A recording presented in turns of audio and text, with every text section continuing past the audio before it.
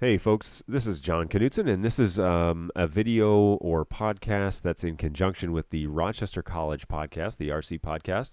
Lots of things to catch you up with. It's going to be a general news real quick, and then we're going to get into a topic today that I think is important to talk about, and I invite you into that conversation. You're welcome to contact me or leave comments on YouTube or whatever you'd like to kind of join us with that conversation. And so this podcast can be found on SoundCloud, on iTunes. It can also be found on YouTube, and that will be kind of its primary place to leave comments. SoundCloud, I believe, also lets you leave comments if you'd like. So find us there, be able to check in and be a part of this conversation, because I think it's pretty important what we have lined up. A couple of housekeeping things first. Like I said, this is the RC podcast. We're really excited about it. We've had to take a bit of a break. I'm really the person doing the heavy lifting, and so I'll take the blame for not necessarily having anything posted in the past 6 to 8 months.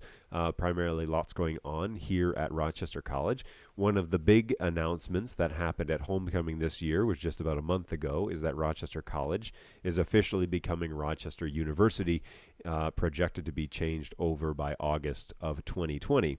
And if you ask an IT guy, it's a great change. I think it's the right direction for the school to go. However, the amount of work that is going to be involved in changing everything over from Rochester College to Rochester University is monumental. It's humongous, the amount of stuff that has to be done. And so bear with us.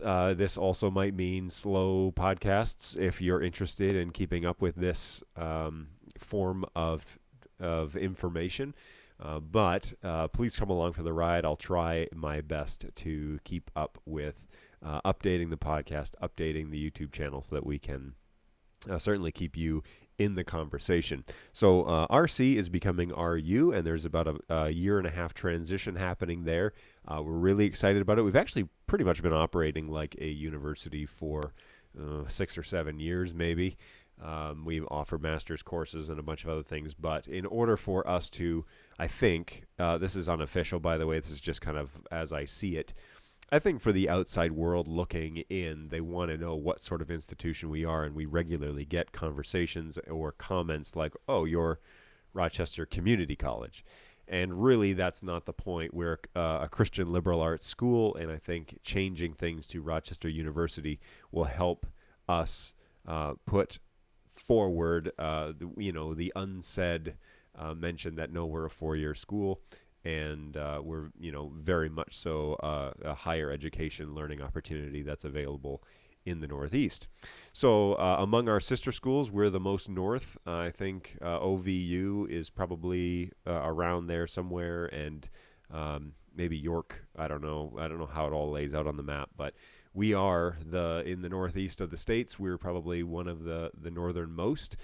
We have a technology conference that is hosted at all of our sister schools. Everybody kind of takes a turn, and we all travel around to each other's schools. It's a lot of fun. You get to meet the other IT departments, which is really cool, in February. But in Michigan in February, we're usually slammed with snow. And so I commonly get southern schools concerned about, hey, how should I be dressing for this event? Should I be, wearing layers and all sorts of things like that? But in general, we have a good time. They only come up here once every 6 years, and so they handle it fairly well.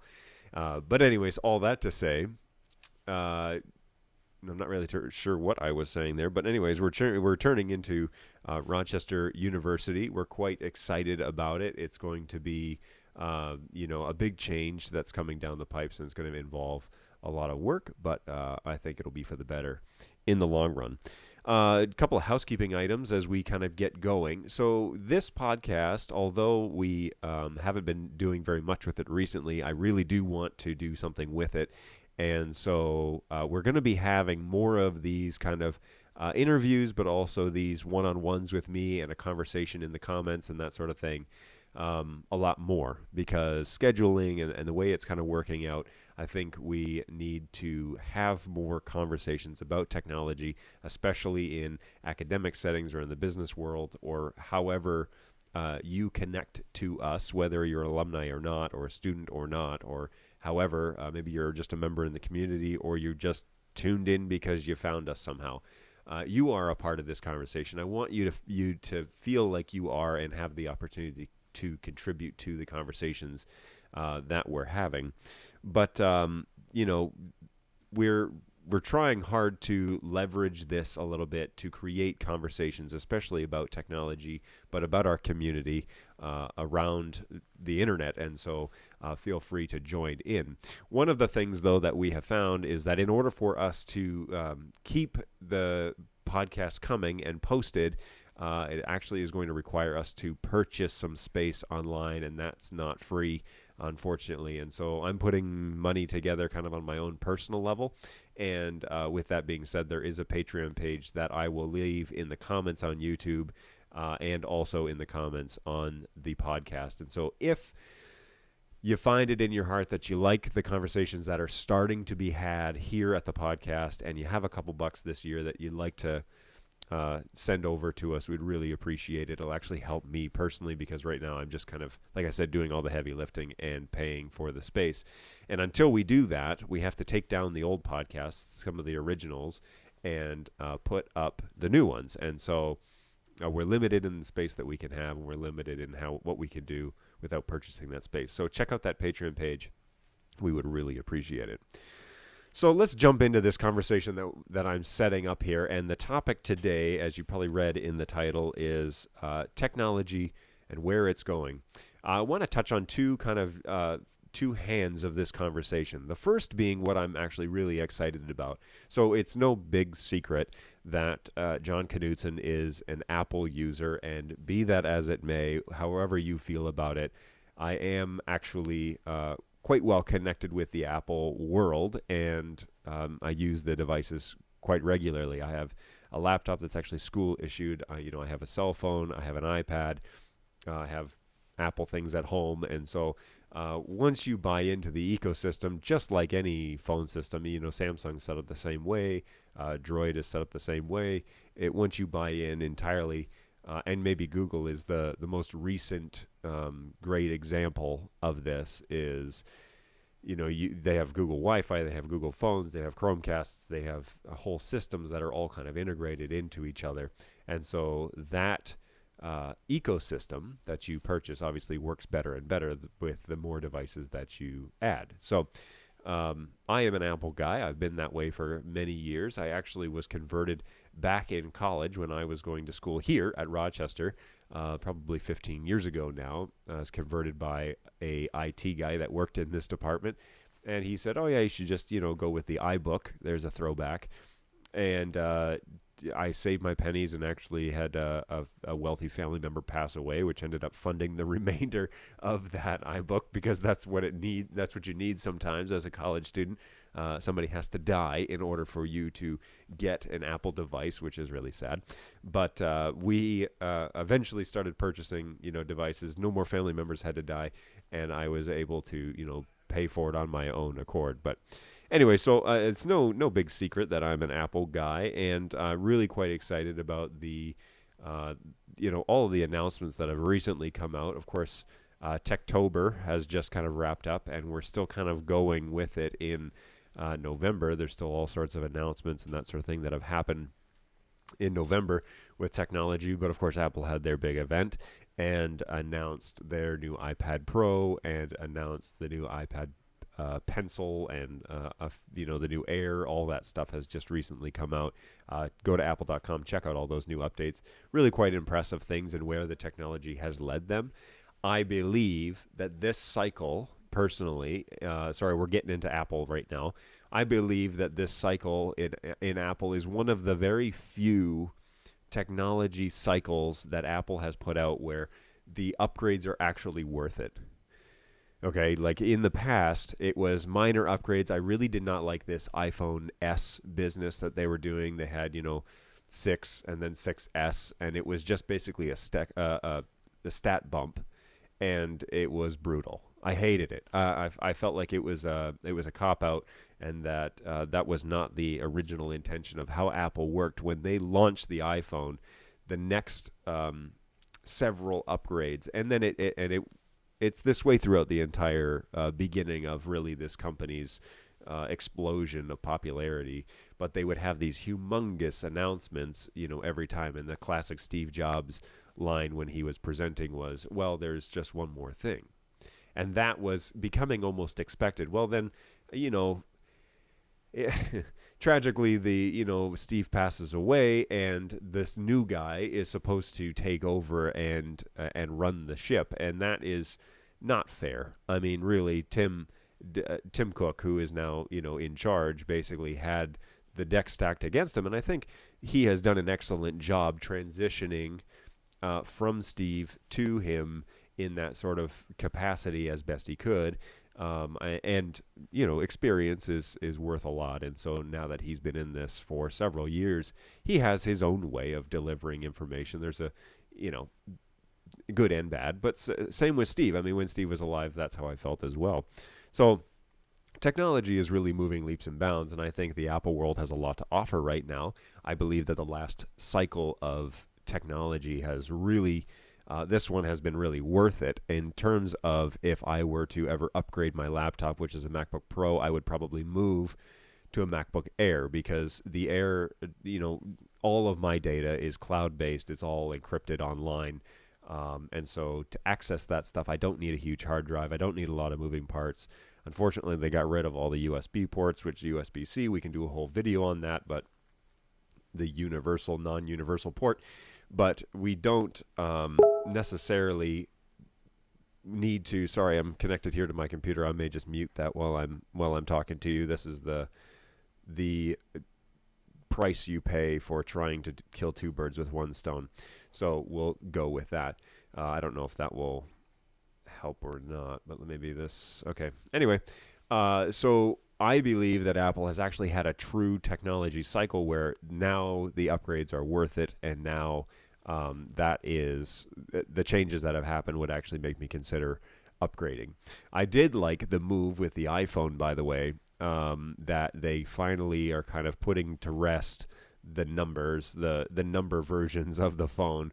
But the iPhone 8 was kind of the last hurrah. They did not do an 8S, thank you, and instead they did a lower key version of the 10.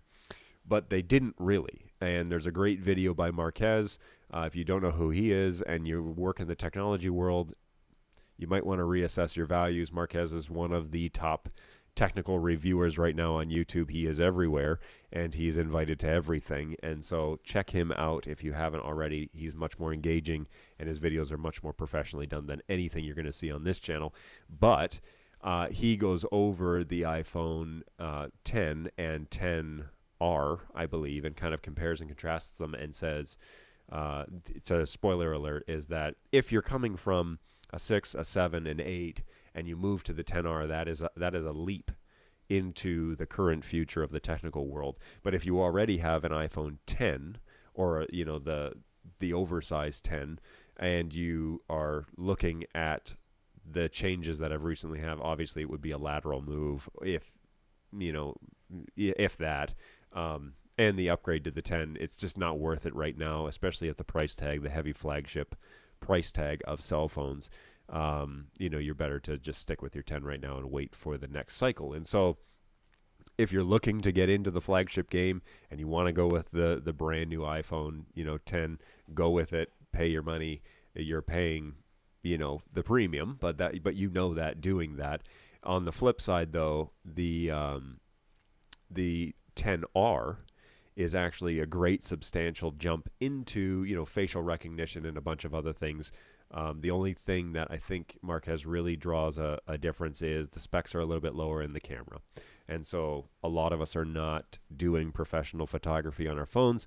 Too many of us are taking selfies and doing whatever, and that's you don't need a big giant camera with depth of field and all that sort of thing for just simple photos of our average days. And so one of the rude awakenings, now I'm going off on a rant, everybody. One of the rude awakenings when it comes to pictures is if you have an Amazon Prime account, maybe you don't know this, but if you have an Amazon Prime account, you have unlimited photo storage, and at least here in the States. And if you link your phone with your Amazon Prime Photos account, you can have it where it just every time you take a picture, it just dumps it into the archive. And then once a week, you just go through your phone and wipe all the pictures off of it and start over. Well, if you do that for however long I have had iPhones, which is since I think iPhone 3 was my first.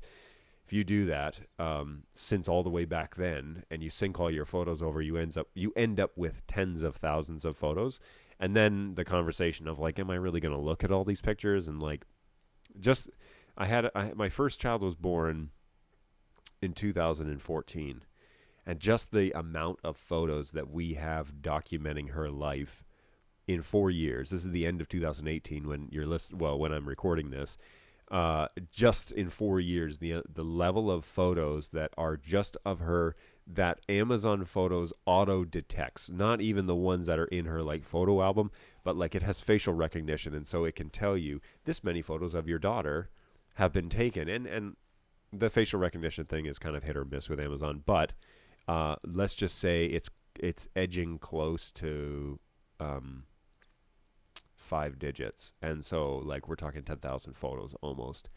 And again, you sit back and you think like, okay, like we snap a couple pictures and we send them to the cloud, and then we have those forever. But it's kind of like all those homework assignments that your mother kept in the Rubbermaids in the basement, and then when you moved out of the house, she handed them to you and said, "Here's your schoolwork from grade 3." Like, okay, I'm going to look at it, but like, am I going to keep this?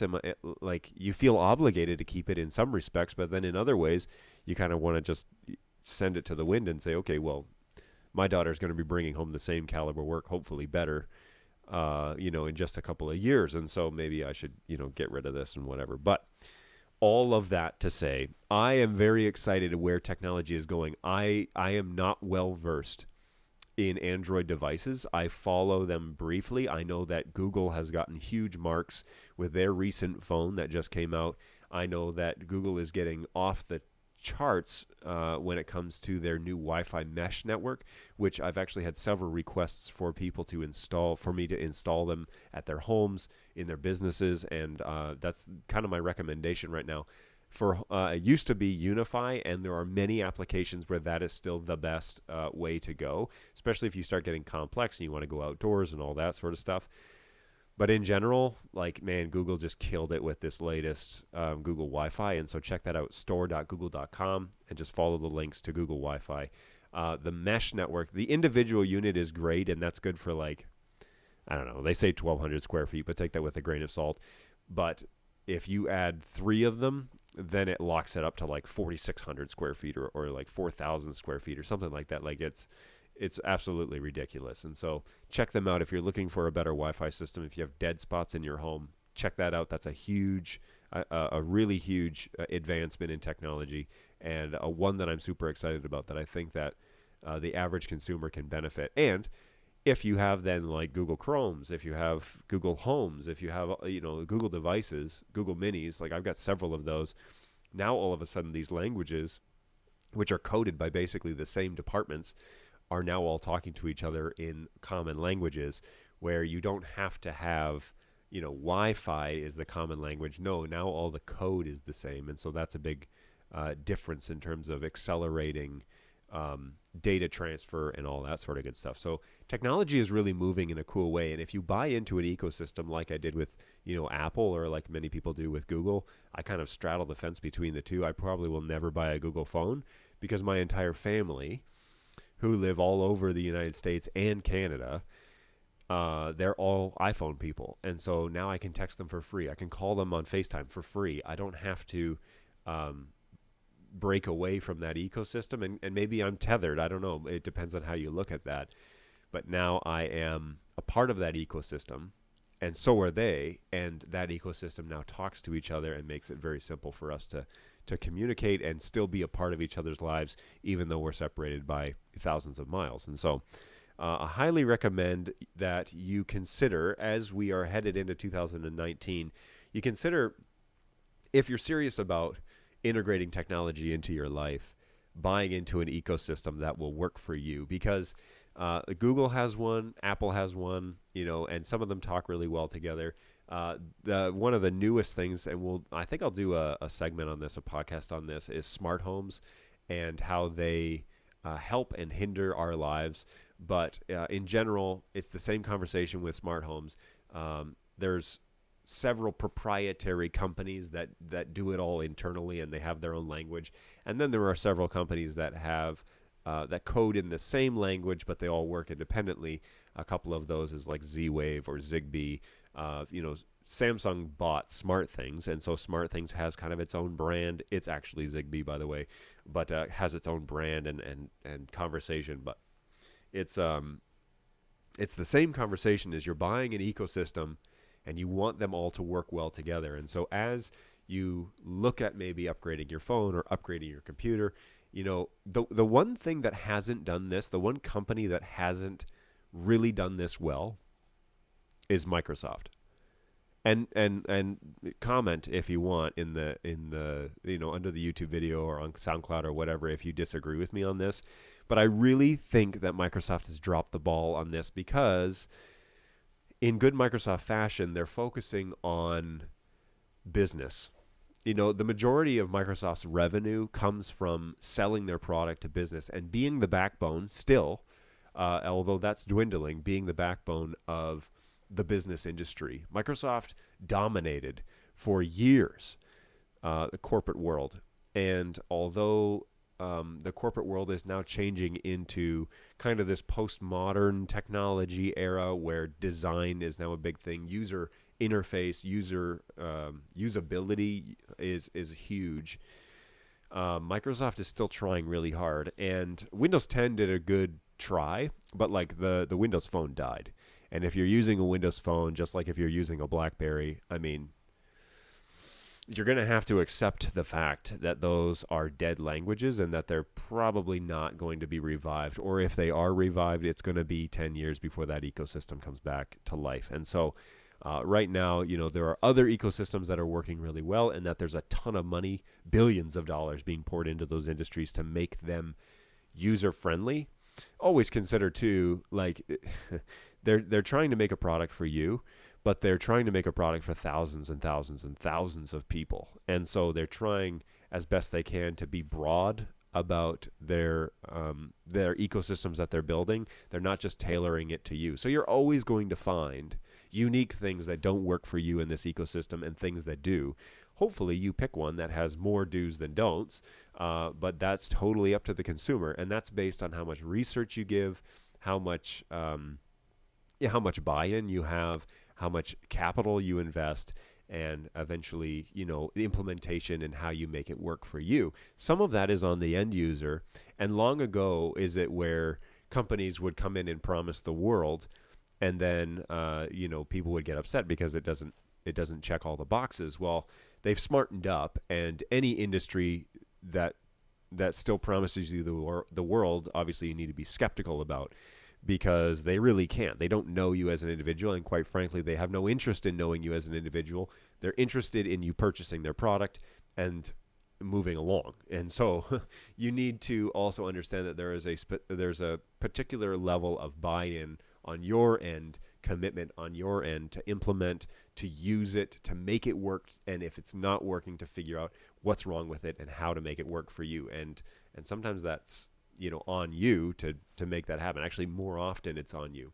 Here's a great example. At Rochester, we provide a wireless network. It's actually by Ruckus, and it's a great secure network. We have, you're required to log in with credentials that we issue you here at the college, and it's just a really good, robust enterprise level system. And sometimes we'll have computers that come in that have issues connecting to, those to our access points. Now, on our campus, here's a little tech talk for you. On our campus, we have what's called a unified SSID, which means that when you open your laptop or your phone, you only see one network. However, your phone or especially your laptop is going to be able to see multiple access points. The job of Ruckus is to mask those into the strongest signal that you're able to get, and not to confuse you. And so on our campus, the wireless network is just a single name, and you click on that, and then you enter in your credentials that you've been issued, and you're able to get on and use the network per our policies. And so obviously we control that. Our firewall controls that. There's a lot of things in place that try and protect us from the outside world, but also protect our user. And so The firewall itself and the wireless network do a great job at that. However, students bring devices to campus. I mean, there's no yeah, that's an obvious factor in offering a service. People are going to show up to your office or business or school or whatever it is that you do, and they're going to bring their device. Now, a company that provides a robust wireless system for its clients is thinking about customer service, is wanting that experience to be the best it possibly can be.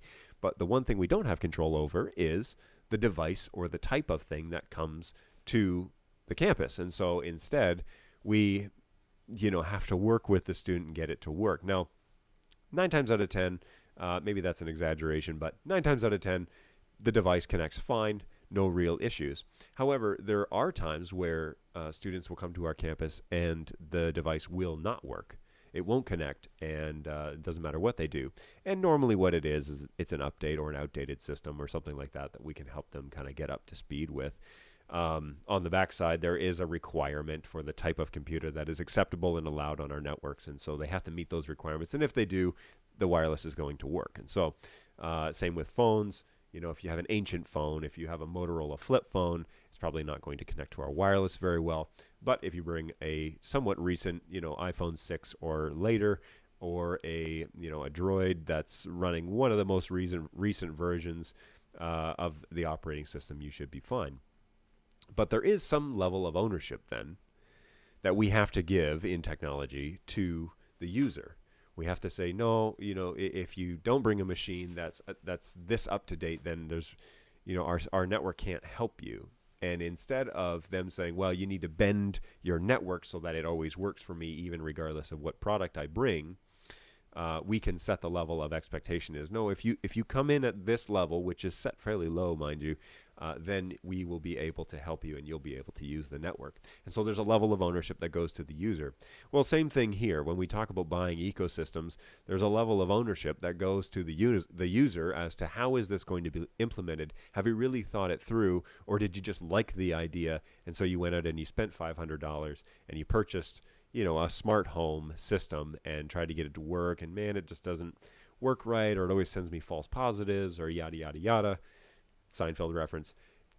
Whatever it may be, you have to buy in, and there's a level of commitment there. And so as you move towards technology, my warning here about me being super excited about technology is you have to buy into a system. You don't have to, but you should.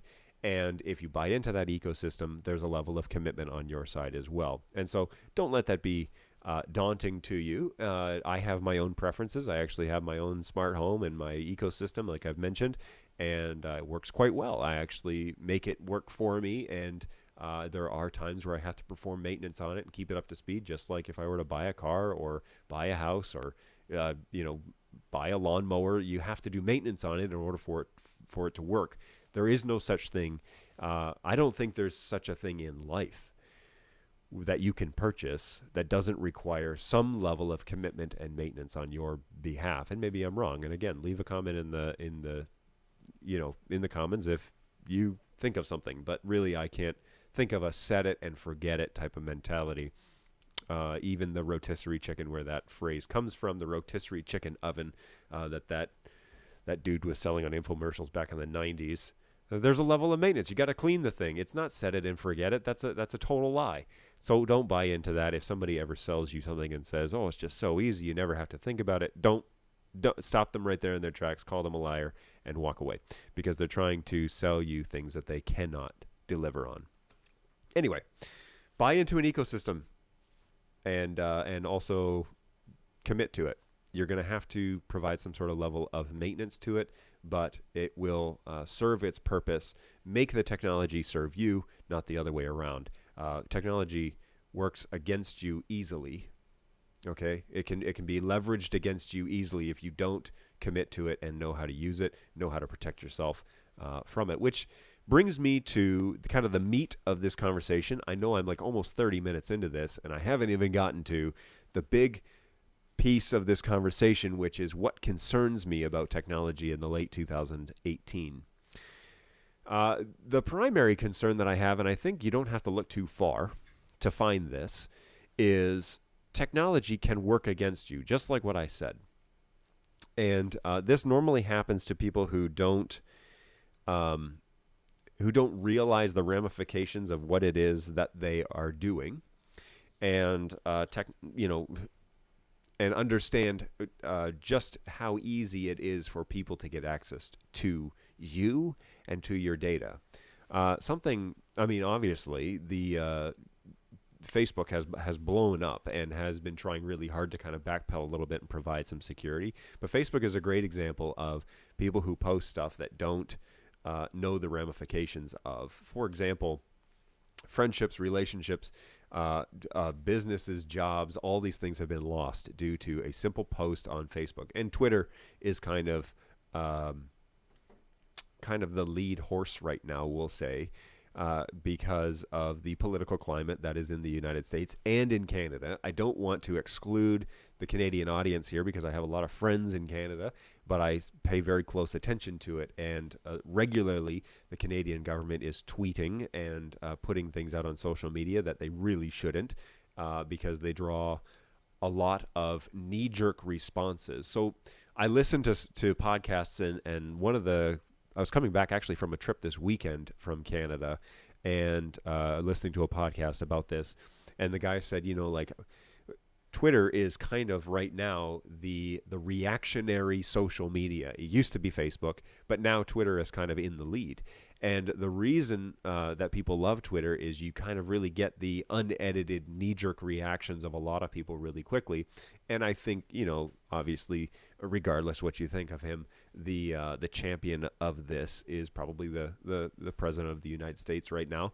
Again, I'm not saying yay or nay to him being in office, but he has this Twitter account that he loves to go on and send his 140 characteristics off into the world, as do a lot of people, not just him. And they shoot off this little thing of information to the abyss, and anybody and everybody is allowed to take this information and respond. And so it has really changed the climate in the political realm.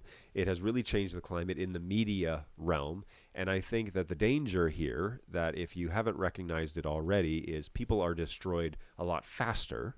Their lives are destroyed a lot faster than they ever were. And this mentality now, which is also a huge concern of mine, is this guilty until proven innocent idea. And you don't have to look far to find multiple cases of people who are being accused of things where there are no facts and no evidence to be provided. It's just hearsay.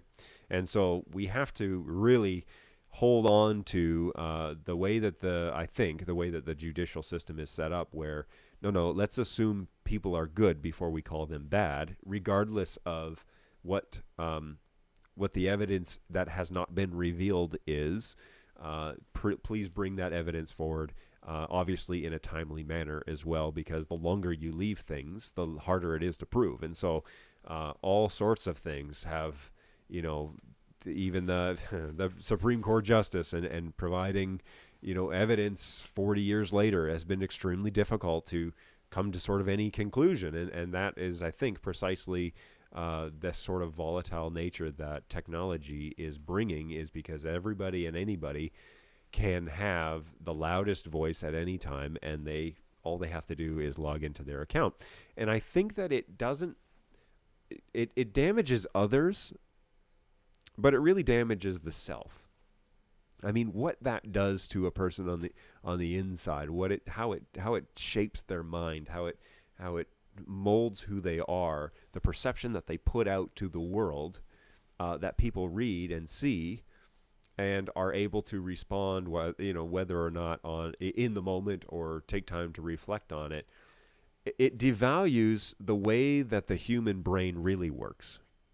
Like, if I sit down and I have a conversation with you, you and I are engaged in each other. We put our phones away, turn our computers off, and we sit and we watch each other and we interact with one another, and we're able to converse. We're able to digest what the other person is saying, internalize it, and then ask questions for clarity, and in response say, here's how I feel about that, or here's how I'm responding about that, or here's what I see, or here's what I'm hearing.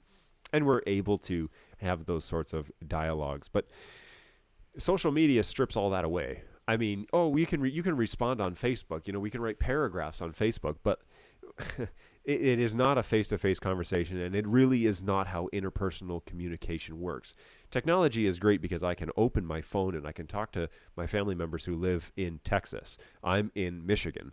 Big difference, long way away. We don't get to see each other very often. However, we do get to open our phones and have a face-to-face conversation. Now, whether or not that is considered quality, literal, no pun intended, FaceTime with one another is to be seen and is to be studied and is to be researched. But where it was before, I have these vivid memories of my grandmother making cassette tapes for her grandchildren of stories and songs that she would sing and tell, and sending them to us, and we would put them in the cassette player and we would hit play and listen to our grandmother's voice. So technology has come a long way in a very short period of time, in my lifetime, which is 35 years.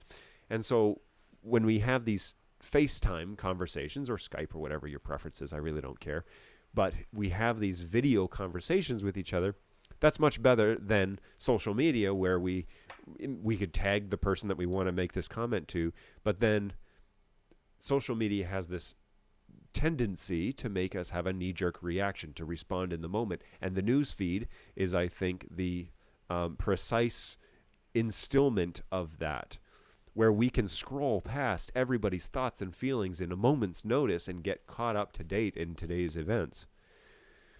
It's like you really haven't engaged at all. All you have done is taken the snippets, the highlights of the day. You've looked at the newspaper, if you will, and looked at the bolded font on the pages and thrown that newspaper away. You haven't actually read any of the content. You haven't actually had a conversation, something in depth with the actual author, and you haven't engaged really at all. And so technology is changing the way that we are encountering the world, which I see as right now is very ineffective and really troubling. I also think that this is killing traditional media, news outlets. They are basically getting ensconced in political media, which is turn on the television, just watch the 6 o'clock news. Is it even on at 6 o'clock? I don't even know, because I don't watch the news. But if you watch a news broadcast at any hour, what do you get? You get political commentary on the politics of the day. Oh, the president wants to go see North Korea again, or so-and-so, the Supreme Court said this, or yada yada. It's like it's poisoning these snippets, these quick click, and to be quite honest, spectacular news reports are really ruining the way that we see the world. And what we see less and less of, it's not gone, but we see less and less of, is the positive that is actually happening around our world. The fact that people are donating money at unbelievable rates these days to help revive cities. Just look at the city of Detroit, and there are two lenses that you can see there. You can see a city that's been abandoned, essentially, that has been abandoned at its core, or you can go downtown and you can look at the massive amounts of money and investments that have gone in to revive certain strips, which is the building blocks of rebuilding a city. So there are two lights that you can view that exact same story in, positive or negative, optimistic or pessimistic. I will tell you that, again, this might be an exaggeration, but 9 times out of 10, I don't have statistical data to back that up, by the way, but regularly you're going to hear the negative about a city like Detroit than you will the positive. And I believe that consuming media at a rate like that constantly is poisoning us as consumers.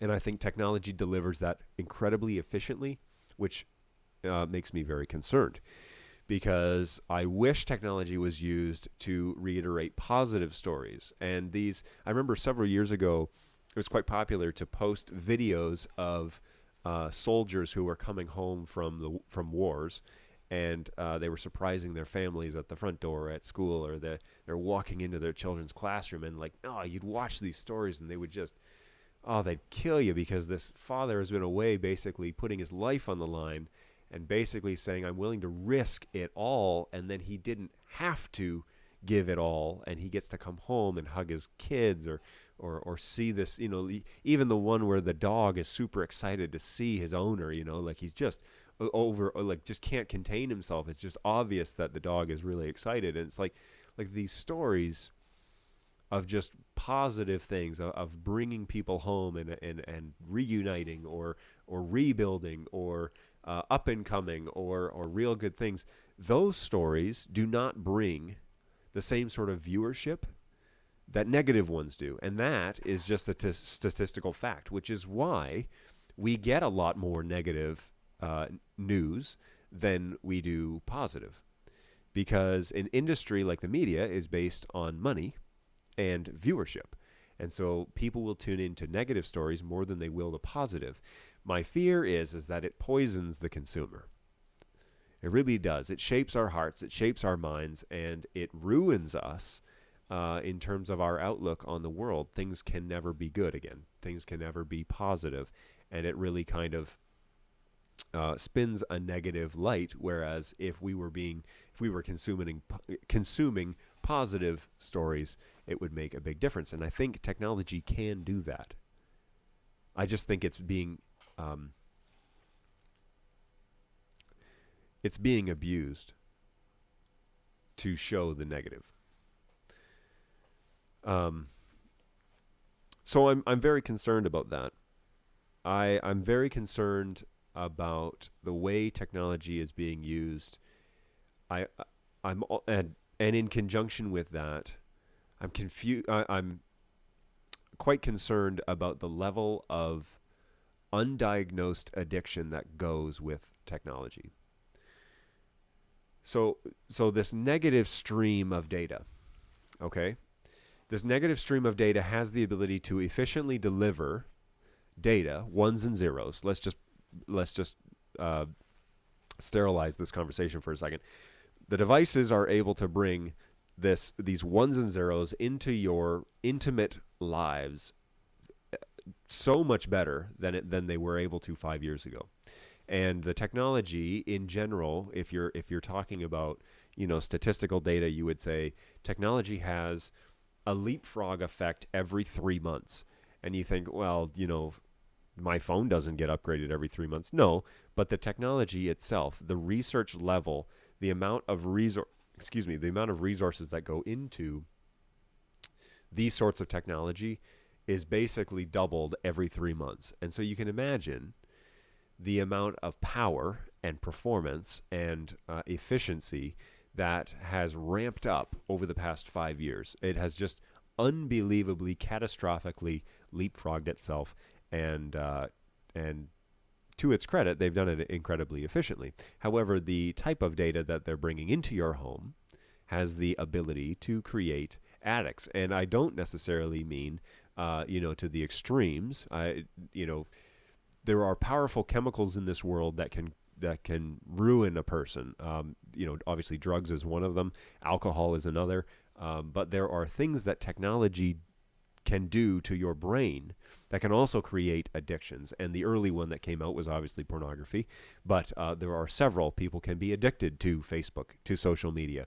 They can be addicted to constantly needing to be on their phones. And we see that quite often. I mean, shoot, you can open another browser and look up distracted walking, and you can literally watch hours of people falling into ponds and falling downstairs because they're glued to their phone, running into each other. Two people on phones literally hitting each other because they weren't looking up. And so, addiction to technology can not only addiction to the things technology brings, but addiction to technology itself is highly disturbing.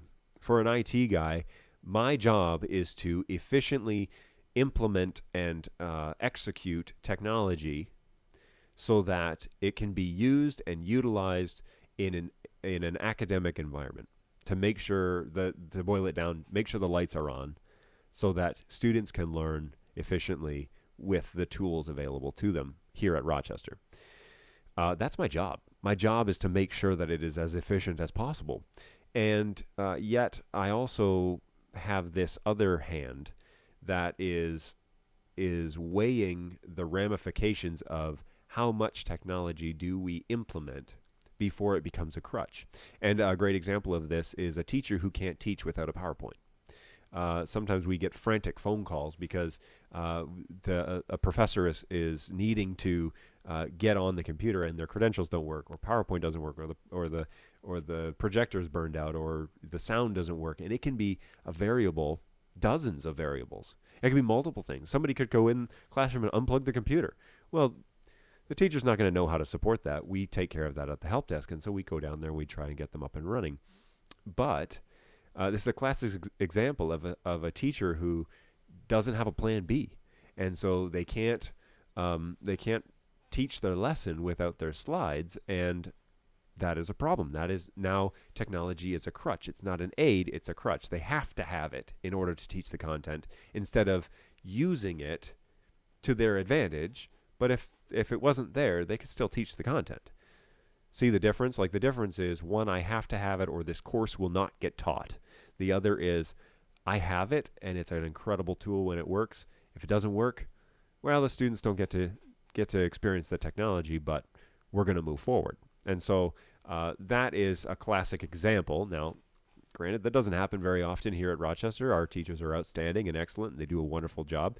And it's very rare that that example happens, but that is a classic example of technology that is no longer an aid but a crutch.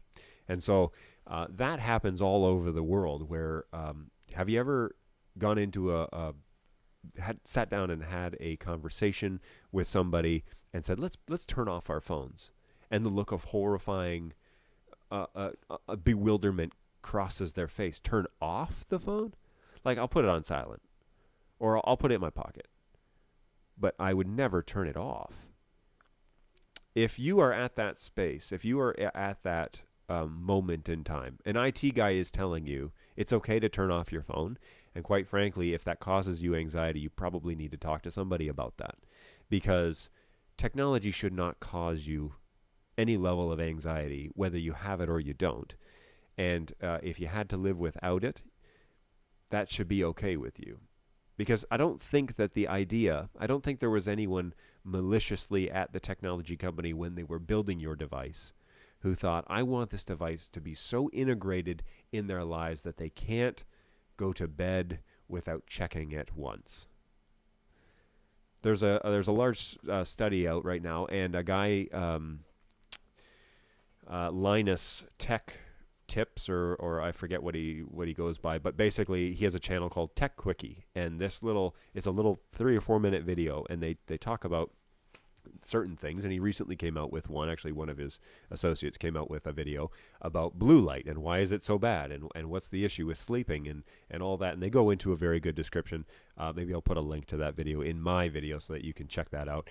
But the overall summary, spoiler alert, I do that a lot on this thing apparently, is that blue light, which is also the same white light that is in bright 5,000 Kelvin lights, like the ones that I have here in my office, they actually tell your brain to wake up, because that is the same as the sun. And so the sunlight helps your body. It's actually designed that way, believe it or not, which is another, I think, points directly to a creator of creation, but that's a different discussion for a different type of podcast. But the sun is designed to help our brains wake up and get going. Well, we have become masters of light. We understand how it works and how it travels. We understand that there are certain restrictions on light, but we also know that you can change the temperature. So you can buy a 2300 Kelvin light, you can buy a 3500 Kelvin light, you can buy a 5000 to 7000, and the higher up on the scale you go, the more blue the light becomes. And you might know this as maybe you took a photo outside and it came out really blue. Well, that's a cold picture is what you would call that, but you can certainly go into the editing functions and change the warmth of the photo. You can turn it down to 2300 Kelvins or something, and then all of a sudden the photo looks normal. It looks like it did the day you took it. Well, that is blue light, is what that is. That is light that has more blue aspect ratio to it than the other qualities, which would maybe we would call warm light or yellow type of light. And this wasn't really a part of the conversation until we started installing these 5,000 Kelvin lights in our house, because they depict other colors more accurately, which is why people do that. Some people say, "Oh, I hate that white light," but really, it helps our vision see colors as they were intended to be seen. And so that's why people install them in their homes, because they want the paint on the walls to look like the blue they purchased in the store, which is also white light, by the way. Apart from maybe if they put in 2300, now maybe that gray now looks a little brown, which actually happened at my house. We had painted the walls gray, but then we had 2300 Kelvin lights in the house, and all of a sudden everything looked really brown, which was weird. And so we installed 5,000 Kelvin lights in the living room, and everything looked gray again. So that's why. However, blue light also wakes up our brains. And so when we lay down in bed and we look at our phone, it's emitting blue light. Now, there have been a few technology advancements over the past several years that have helped us combat that, where like night mode, and it changes the screen to be a fair bit more yellow, and it eliminates the level, or it brings down the level of blue light that you see on your phone. And so it helps your brain not to think it's time to wake up, but that it's actually time to sleep. The best remedy for people who are having trouble sleeping at night with technology in the home is to not look at the phone 2 hours before you go to bed. And this is a good gauge of whether or not your brain is being wired to be addicted to technology. If you can't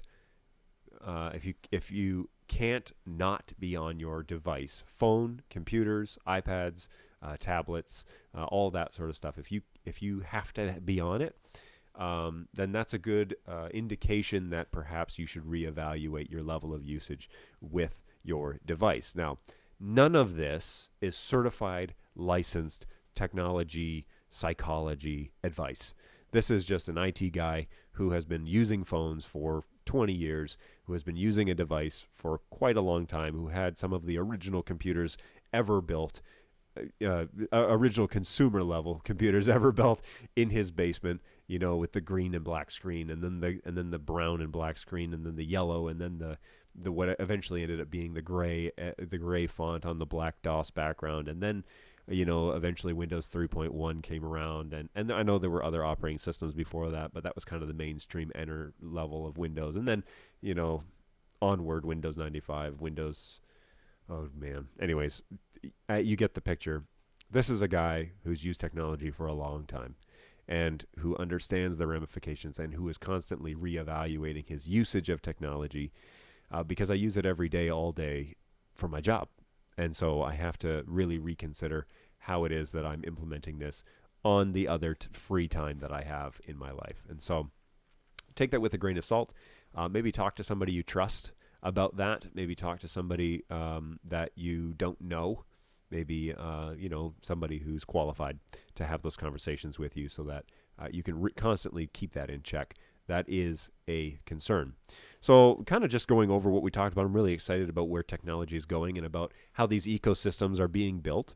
I'm also very concerned about the level of usage, the level of what I will casually call addiction, which is not a casual term, but people who seem to use technology, who are ensconced in these conversations that we're having on Twitter or that we're having on Facebook. Facebook is kind of like your mom's social media now, according to the teens and the students here at the college. But Twitter is kind of that next level. Snapchat, Instagram. These are all things, social media platforms that people are using, and maybe not considering how much they're using and what that actually means for them further down the road, because it will shape and change you. Anything that you let into your life that close, anything that you commit information of your personal affairs into that device, your personal life, that will change who you are. What you expose to the social media world will change who you are. And so it may not seem like it at the time, but the more you commit to it, the more you are really committing to being exposed on the internet. And so really take that into consideration as we kind of go along. Anyways, I'm just going to wrap things up here. I really appreciate you sticking with me. I know that we're kind of getting on to almost an hour here, but I think it's a good conversation to have. I think it's also really important that you be a part of that conversation. And so whether or not you send an email or you respond in the comments, check us out on YouTube or on SoundCloud. If you listen to this on the podcast and you want to comment, certainly look us up on those platforms and be able to leave your thoughts.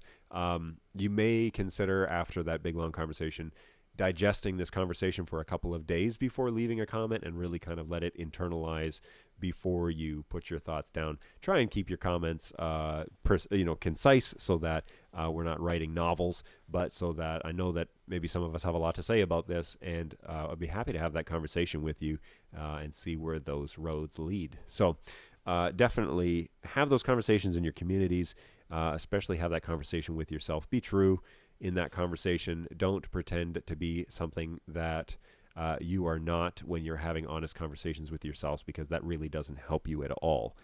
Instead, be real honest about it. Be honest about, all right, I'm going to set the screen time timer. Apple has this thing called screen time where you can set it where if you're on an app for too long, it'll basically lock you out of it until tomorrow, which I think is a great idea. It doesn't teach discipline. Discipline is a much deeper concept, and I suggest you talk to, again, somebody that's qualified to train you and help you with that. Campus ministers, preachers or psychologists or trusted friends, or perhaps a parent or an adult or somebody that knows you well. Definitely if you need to have a conversation about discipline, especially in the technology world, screen time disciplines will not aid you in that, but they will help you curb some of those overusage of applications. Actually, you might be quite surprised to find out how much you use those apps without even knowing. I think the first time I set mine up, I was like 5 hours a day on my phone. And now I'm down to like 3 hours a day, which is better, but not great. And so checking social media and all that sort of stuff. Like I said, my life is in the cloud. A lot of my files and a lot of what I do for a living is cloud-based, and so I access that stuff a lot through my phone and through my tablet, through my computer. But really, we could probably do better about being a lot more present in the moment and having deeper conversations with one another face-to-face instead of 140 characteristics wherever you find your social media stuff lands. So I really appreciate you joining me here on the RC podcast. That name is going to change here pretty soon. We're going to be the RU podcast, which I don't know if I'm committed to that yet or not, but really thank you for sticking with me. I know we've had a long absence. I'm really happy that that you're still along for the ride. And please tell a friend if you know anybody that's involved in the Rochester College, Rochester University community. Have them look us up. Have a download helps us. That Patreon page, I do want to re-mention that again here as we close. I could really use a couple bucks to help us buy some space so we could put more podcasts up. And when people are regularly donating to something, there's a sense of that people have buy-in and they're really interested in what you're doing, and so that will motivate us to get some more stuff up on the podcast site. Thank you so much. I really appreciate you. I hope you are well, and I hope that this conversation has somehow caused you to think and will spark some sort of conversation within your own heart and your community and those that surround you. Take care of yourselves, and until next time, we'll catch you on the next one. Take it easy.